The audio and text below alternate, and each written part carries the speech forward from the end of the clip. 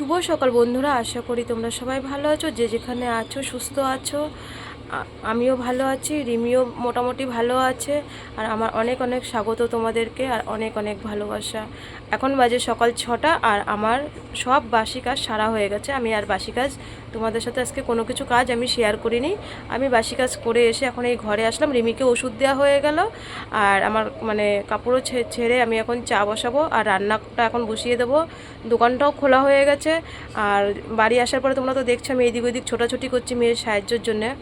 আর ঘরটা যেন তো ঠিকভাবে গোছানোই হয়নি। আজকে ভাবছি ঘরটা পুরো মানে পরিষ্কার করবো। আর দেখো আকাশটা মেঘলা মেঘলা অন্ধকার। ভাবলাম আজকে যেহেতু বৃহস্পতিবার, আগে ঘরটা লেপে, আর বৃহস্পতিবার দিন তো আমাদের তো হিন্দুদের বাঙালিদের জানোই তো, মানে লেপা প্রত্যেক বৃহস্পতিবারে লেপতে হয়, পুজো দিতে হয়। আর ভাবলাম আজকে ঘরটা লেপে ফেলি। কালকে বিকালবেলা গোবরটা এনে রেখেছিলাম, তো দেখি আকাশ মেঘলা মেঘলা করলো। শ্বশুর বললো যে বৃষ্টি আসবে, লেপিস না। তাহলে ভাবলাম যে ঠিক আছে, আগে রান্না করে আগে ঘরটা গুছিয়ে নিই, পরে লেপবো। কাজ যখন করলে তো করতেই হবে। এর জন্য চলো আজকে দেখা যাক, তোমাদের সাথে কথা বলতে বলতে আর রান্না করতে করতে আজকে ঘরটা গুছাবো। ঘরটার পরিস্থিতি খুবই খারাপ, এখনই তোমাদেরকে দেখাবো। চলো তাহলে ঘরটা গুছাই আর রান্নাটাও বসিয়ে দেয়। তোমরা সবাই ভালো থেকো। দেখো বন্ধু, সবাই বন্ধুরা দেখো সবাই, মানে আলনাটার এমন অবস্থা হয়ে গেছে। আসার পরে আমি ঘরটা ভালো করে ঝাড়তেও পারিনি। এই অমাবস্যা গেল, শনিবার মঙ্গলবার, তারপরে এইদিক ওইদিক দৌড়াদৌড়ি করলাম। এর জন্য আমি ভাবলাম আজকে আলনায় যা জামা কাপড় আছে সব বের করে আজকে আমি ভালো করে গুছাবো। আর রিমি দেখো ওঠেনি, অবশ্য 6টা বাজে, আমি ডাকিও নি, এখন অনেকটা রাত করে ঘুমায়, এর জন্য ডাকিও নি। আর আমি হচ্ছে আগে সব যা জামা কাপড় ছিল আলনার থেকে বের করে আমি হচ্ছে আগে আলনাটা ভালো করে মুছে নিলাম। আজকে একটু মানে ন্যাকড়াটা একটু হালকা করে ভিজিয়ে নিলাম, নিয়ে আগে ভাবলাম ভালো করে মুছে নিই। আর জানো তো এই আলনা বলো আর আমার ঘরে যেটুক জিনিস আছে, খাট বলো শোকেস বলো, এবার বিয়ের সময় তো দিয়েছে, এবার 14-15 বছর বয়স হয়ে গেছে, তো আমি আর রং করিনি বলতে কি, দেখো বিয়ের 1-1.5 বছর পরেই তো মেয়ে হয়ে গেছে। তারপরে মেয়ের 4 মাস 4.5 মাস বয়সে, মানে 5 মাসই ধরো, 5 মাস বয়সে মেয়ের যে রোগটা ধরা পড়েছে, তারপরের থেকে তো এই শুধু হসপিটাল বাড়ি হসপিটাল বাড়ি। তার মধ্যে অনেক ঝড় ঝাপটা গেছে জীবনের উপর দিয়ে, লকডাউন গেছে, শাশুড়ি মা মারা গেছে, 4-5 বছর হয়ে গেছে, মানে অনেকটা ঝড়ঝাপটা গেছে। আর এই গরিবের সংসারের মধ্যে বোঝোই তো, আজ পর্যন্ত কোনোদিন খাট বলো, অনেকবার ওর বাবাকে বলেছি। তারপরে ওর বাবা তো বাড়ি থাকে না, একসময় ওর বাবা বাড়ি থাকতো, তোমাদেরকে বলা হয়নি। আমার যে মুদিখানার দোকানটা, তার পাশে আমার যে শ্বশুর থাকে রাত্রিবেলা, ওখানে ঘুমায়। আর আমার তো এখানে একটা ঘর, আমি আর মেয়ে থাকি, আর পাশে রান্না করি। আর ওই দোকানটা না, আমার একটা সময় কাপড়ের ব্যবসা ছিল, ভীষণ বড় ব্যবসা, মানে রিমির নামে দোকান ছিল, নিউ রিমা বস্ত্রালয় নামে আমার দোকানটা যেন তো ছিল। আর সেই দোকানটা হচ্ছে বন্ধ হয়ে গেছে লকডাউনে, কাপড়ের ব্যবসা, তারপর থেকে ওর বাবা থাকে। আর তোমাদের সাথে এই কাপড়ের ব্যবসার কথাটা বলা হয় না। দেখো গল্প করতে করতে চায়ের জলটা বসিয়ে দিলাম, চা হয়ে গেল, বাবাকে চাটা দিয়ে এসে তারপরে ভাবলাম ঘরটা ভালো করে গুছাই। আর বাবাকে চাটা দিয়ে দিলাম।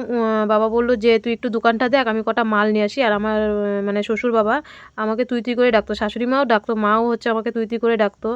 আর সকালবেলাটা জানো তো দোকানে না একটু খুব ব্যস্ত, মানে সবারই বলো, যাদের মানে গ্রামের সাইডের দিকে বাড়ি। আমার এই শ্বশুরবাড়িটা মানে বেশি একটা গ্রামও না, আবার বেশি শহরও না। আর সকালবেলাটা না খুব ভিড় হয়, মানে সবাই চা চিনি বিস্কুট সবাই নিতে আসে বলো। আর আমি একটু করে ঘর গুছাই আবার যাই, একটু করে ঘর গুছাই আবার যাই।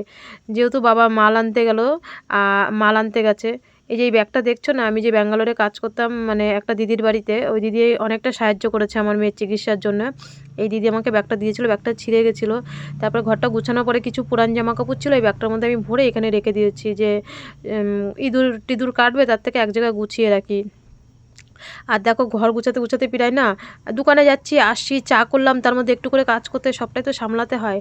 রিমির বইয়ের খাঁচাটা যা দেখো, অনেক দিন ধরে ভাবছি কি একটা বইয়ের খাঁচা কিনবো। এই বইয়ের খাঁচাটা জানো তো 10 বছর, মানে রিমি যখন 2 বছর বয়স, তখন ওকে যখন কেজি স্কুলে ভর্তি করি, তখন এই খাঁচাটা কিনেছিলাম বলতে এরকম পুরানো জামা কাপড় দিয়েই, নাইটি শাড়ি টাড়ি দিয়ে এই খাঁচাটা কিনেছিলাম। কিন্তু ও তো এখন অনেক বড় হয়ে গেছে, আর অনেকটা মানে উঁচু ক্লাসে উঠে গেছে, এখন তো অনেক বই, আর খাঁচাটা ভেঙে গেছে। এখনই জানো তো একটা ইমার্জেন্সি, মানে ওর একটা খাঁচা কেনার খুবই দরকার, বই রাখার একটা কিছু মানে কেনার দরকার। কিন্তু এখন যদি আমি 100 টাকা খরচা করি, সেই 100 টাকাটাই আমার অনেক।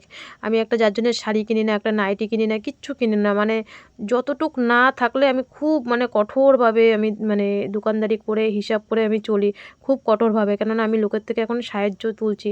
আর বইয়ের খাঁচাটা একদমই ভেঙে গেছে, বইগুলো রাখতে পারছি না, তার মধ্যেও কষ্ট করে রাখতে হয় কিছু বই, মানে এত এত মোটা মোটা বই তো, কিছু বই খাঁচাতেও রাখি, আবার কিছু বই চেয়ারেও রাখি, কিছু বই খাঁচাতেও রাখি, কিছু বই চেয়ারেও রাখতে হয়, কিচ্ছু করার নেই। আর এত মোটা মোটা বই তো, মানে ভাঁড়ে দেখো খাঁচাটা বেঁকে, আর 10 বছর বয়স হয়ে গেছে খাঁচাটা, দেখতেই পাচ্ছ যে তোমরা পুরান হয়ে গেছে। কিন্তু এখন আমি বললাম মা আগে তুই সুস্থ হয়ে আয়, আর এখন তো ঘরেই পড়ছিস, এখন আপাতত তো আর আমরা 15-20 দিনের মধ্যেই তো বাড়ির থেকে বেরিয়ে যাবো, এইভাবেই তো থাকবে, তুই সুস্থ হয়ে আয়, তারপর আমি তোকে একটা খাঁচা কিনে দেবো, কি একটা বই রাখার ভালো একটা টেবিল কিনে দেবো। আর কোথায় রাখবো বলো, একটা ঘর জায়গা নেই তো যে কোথায় রাখবো। আর দেখো ঘর গুছাতে গুছাতে না 8:30 বেজে গেছে। আর আজকে না আমার রান্নাও ছিল না, আর আমার রাগ উঠে গেছিলো জানো রিমির উপরে আজকে, যে 8:30 বেজে গেছে তাও উঠছে না। স্কুল থাকলে কিন্তু 6টায় উঠে যায়, ডাকতে হয় না। আর আমার তো প্রত্যেক দিন বলতে কি 2-3 দিন পর পর আমি বিছনা চাদর পাল্টিয়ে না হচ্ছে চাদর পাতি, কেননা মেয়েকে তো এখন ইনফেকশনে যাতে না রাখা যায়, ভাঙা ঘর হোক তবু তো পরিষ্কার করে রাখতে হয়। আর আজকে সকালবেলার থেকে ঘরটা গুছালাম, কারণ আজকে না আমার রান্না ছিল না, কালকে রাত্রে যে আমি রান্না করেছিলাম অনেকটা ভাত ছিল, এবার দেখো গরিবের সংসারে ভাতটা ফেলে দেবো। আর রিমিকে দিই না পান্তা ভাত, তবু হচ্ছে আজকে অল্প একটু দিলাম, মা অনেকগুলো ভাত আছে আমাদের 3জনের হয়ে যাবে, বাবাকেও দিলাম মেয়েকেও দিলাম, কালকে রাতের একটু তরকারি ছিল আমি জাল দিয়েছি, আর বাবাকে ডিম ভেজে পেঁয়াজ লঙ্কা দিয়ে দিয়েছি, আমিও কটা খেয়ে নিলাম ওদের সাথে সাথে। আর খেতে খেতে দেখো দোকান থাকলে এরকমই হয়, মানে ঠিক করে খাওয়াও যায় না, দোকানে খরিদ্দার আসে, এবার ওরা 2জন খাচ্ছিল দাদু নাতি, আমি উঠে গিয়ে তাড়াতাড়ি করে দোকানে দিলাম। মানে বললাম না সেই ঘর গুছাতে যে সকালবেলা লেগেছি, আমার আর ঘর গুছানো আজকে আর শেষ হচ্ছে না। মানে আজকে মানে চারিদিকে পরিষ্কার করে ঘরটা ঝাঁট দিয়ে তারপরে করেছি। আর এই যে আমার বালিশটা ফাটা দেখছো না, ভাবছো হয়তো দিদিভাই ফেটে গেছে সেলাই করেনি। জানো কি হয়েছে, পৌষ মাসে আমি বন্ধন থেকে লোন নিয়ে আমি টাকাটা জমা করতে গেছি ভেলুরে রিমির বিএমটির জন্য, মানে আজকে 9 মাসের মধ্যে তো এখনও টাকা গুছাতে পারিনি। তখন জানো চোর কী করেছে, পৌষ মাসে তো খুব কড়া শীত পড়েছিল, মানে শুনলেও তোমরা হাসবে, আর কি বলবো, হাসা তো দূরে থাক।